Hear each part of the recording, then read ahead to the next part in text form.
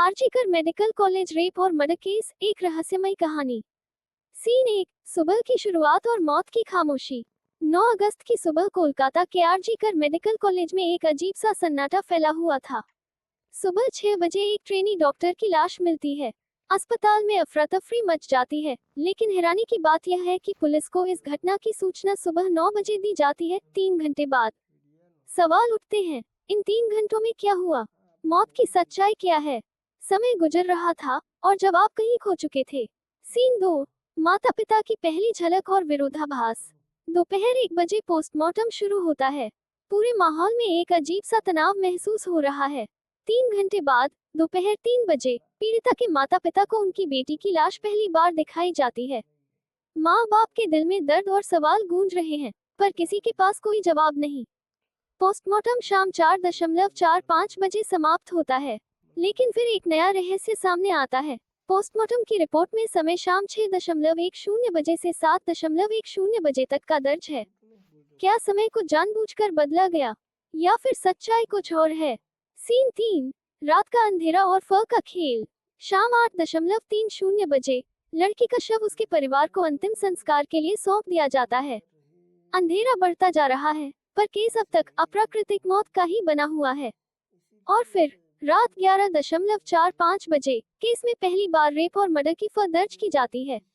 इतनी देर क्यों? क्या पुलिस ने कुछ छिपाने की कोशिश की? सीन 4, अदालत में उठते सवाल।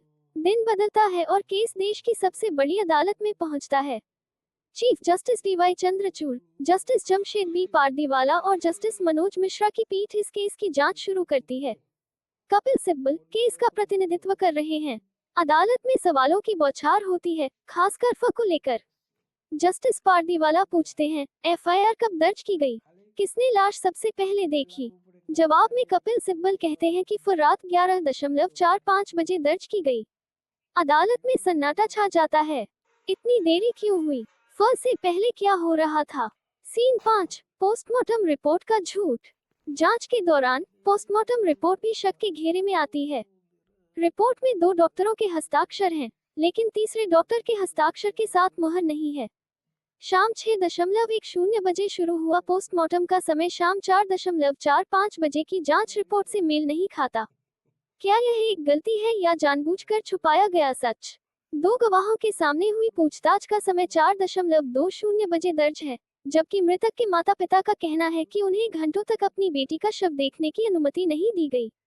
सीन 6, फर और अंतिम संस्कार का अजीब खेल। अंतिम जरह में खुलासा होता है कि शव को रात 8:30 बजे परिवार को सौंपा गया था, लेकिन फर रात 11:45 बजे दर्ज हुई। सीजेआई चंद्रचूड़ सवाल उठाते हैं, शव को अंतिम संस्कार के लिए सौंपने के 3 घंटे बाद फर क्यों दर्ज की गई? पूरे केस की गहराई में छिपे सवाल रात के अंधेरे में कहीं खो जाते हैं। अदालत, जो सच्चाई जानने की कोशिश कर रही है, हर नए सवाल के साथ उलझती जा रही है। अंतिम दृश्य, सच का इंतजार। अंधेरा बढ़ता जा रहा है। 8-9 अगस्त की वह रात जैसे एक ऐसा रहस्य बन चुकी है, जिसके भीतर बहुत सारे जवाब छुपे हुए हैं।